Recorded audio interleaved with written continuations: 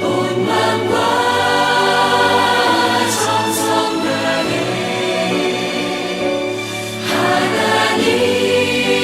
하나님의 신실한 친구 되기 원합니다.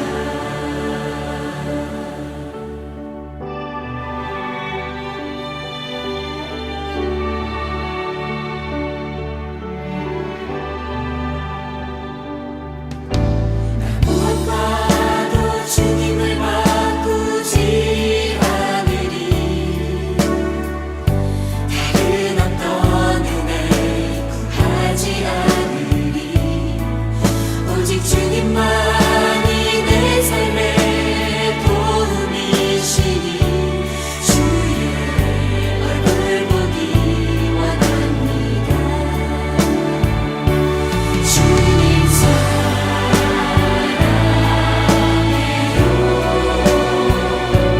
온 맘과 정성 다해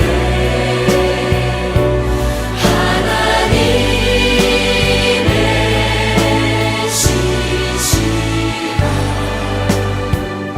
친구 되기 원합니다. 주님 사랑해요.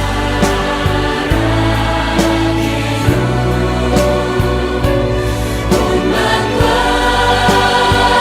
정성 다해 하나님의 신실한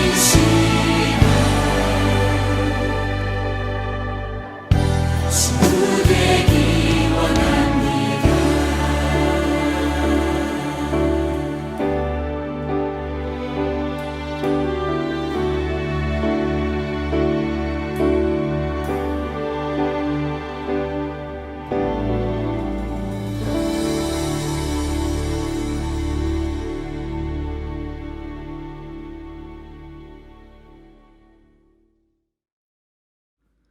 오늘 우리에게 주신 하나님의 말씀은 사무엘상 29장 1절에서 5절까지의 말씀입니다.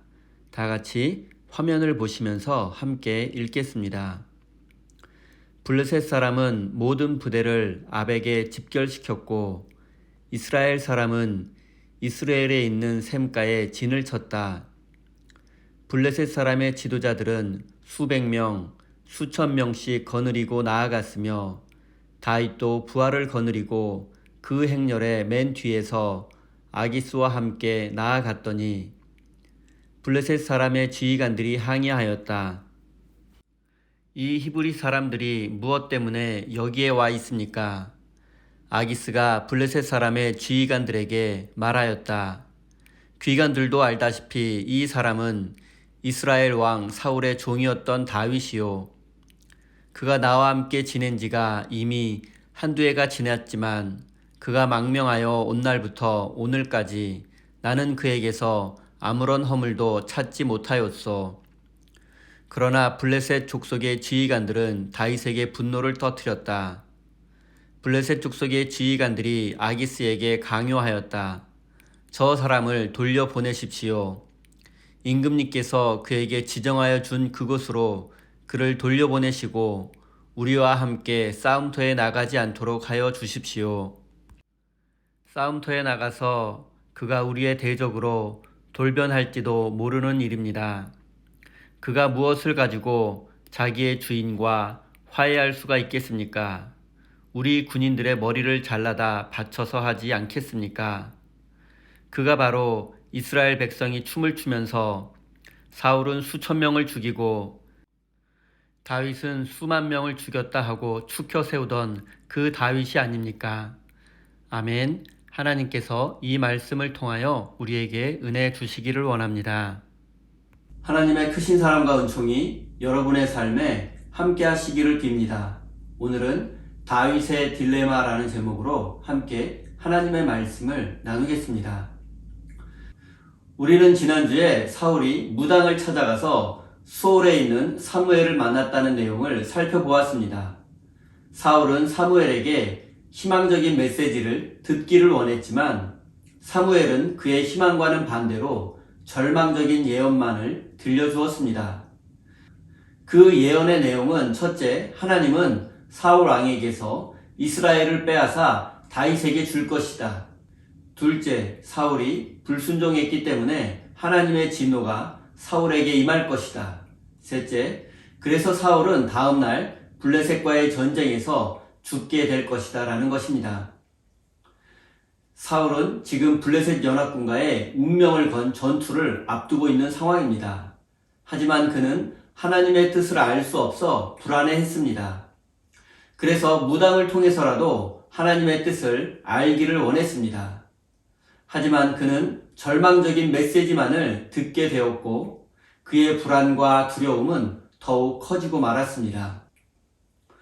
이런 상황에서 블레셋 5나라의 연합군은 이스라엘의 아벡이라는 곳에 진을 치고 있었습니다. 그런데 이 아벡이라는 장소는 특별한 의미를 가진 곳입니다. 이곳은 엘리 제사장 시절에 이스라엘과 블레셋과의 전투가 벌어진 곳입니다.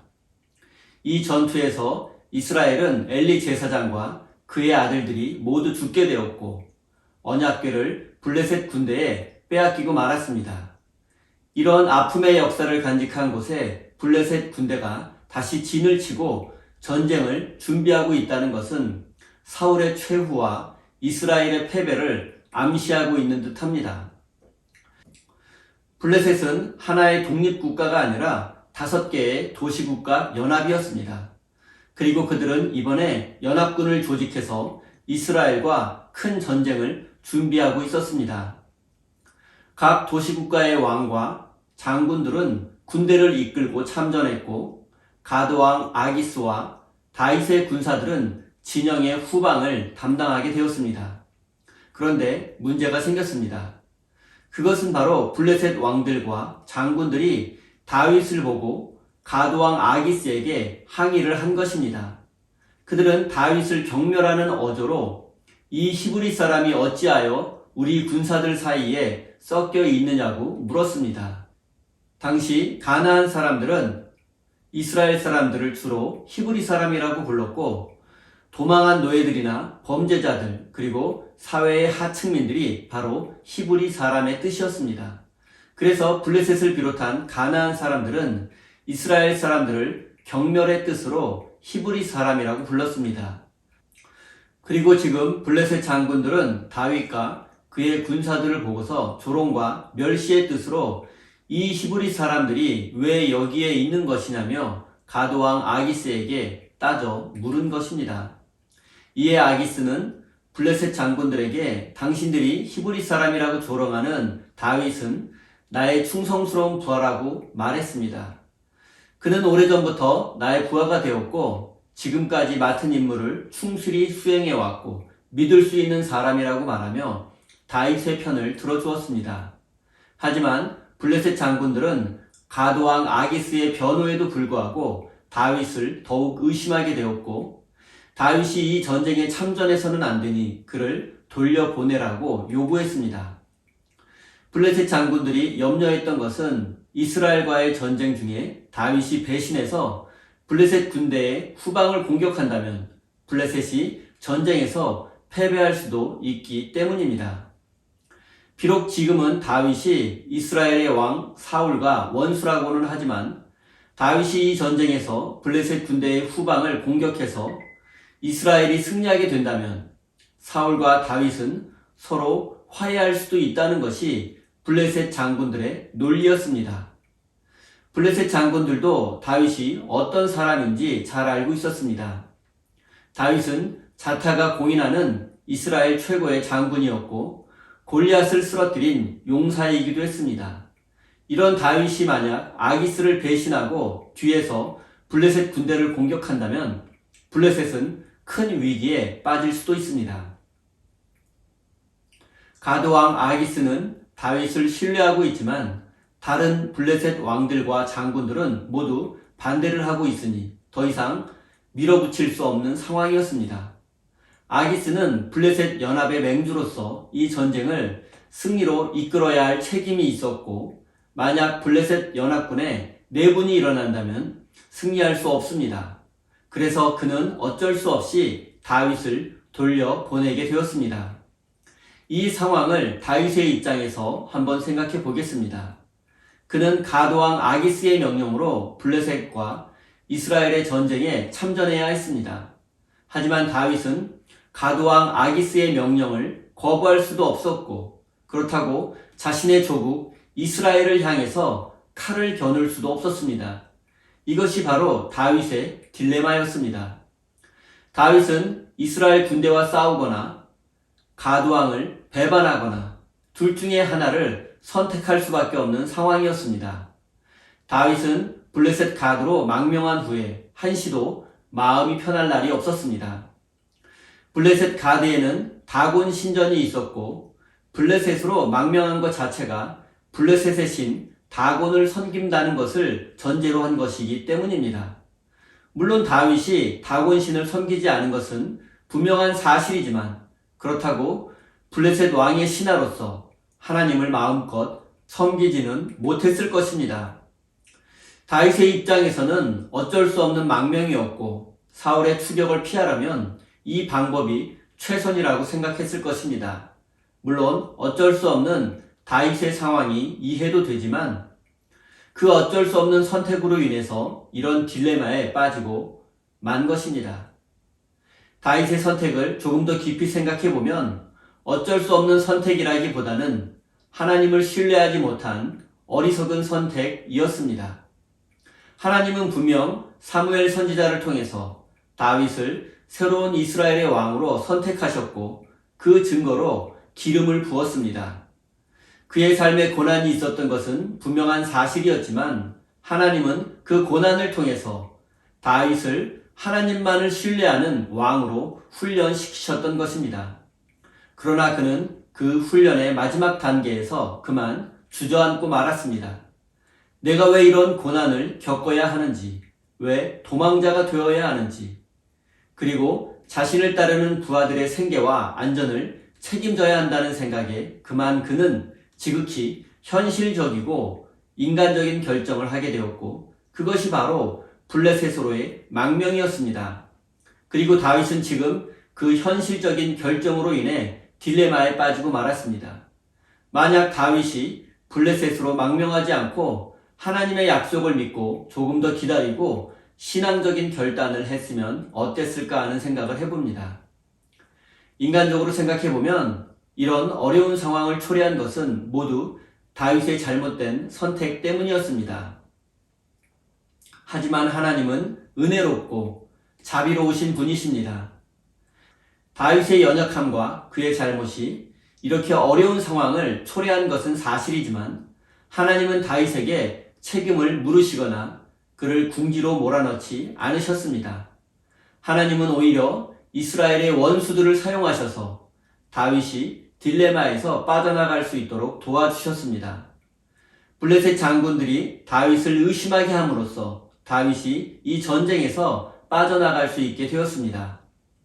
하나님은 블레셋 사람들의 마음에 다윗을 향한 의심의 씨앗을 심으셨고, 그들은 한 마음으로 다윗을 이 전쟁에서 배제했습니다. 그래서 다윗의 딜레마는 해결되었습니다. 그렇다고 해서 다윗의 잘못된 선택과 그의 죄를 합리화해서는 안 됩니다.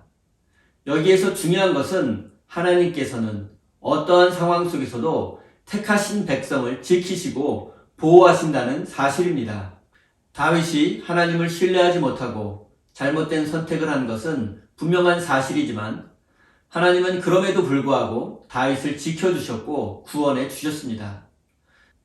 그것도 다윗이 전혀 예상하지 못한 방법으로 말입니다.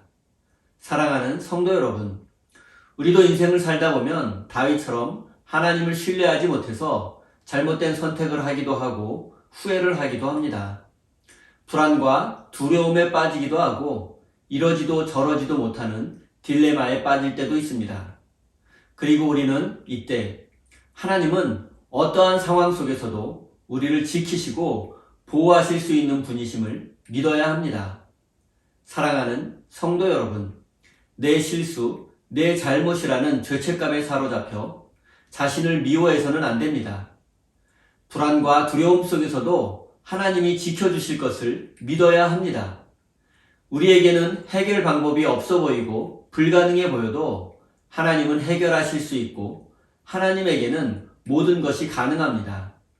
사랑하는 우리 세임교회 성도 여러분, 우리는 잘못된 선택을 하고 죄짓기를 반복하는 어리석은 자들이지만 하나님은 여전히 우리를 포기하지 않으시고 사랑하신다는 사실을 기억하시지요.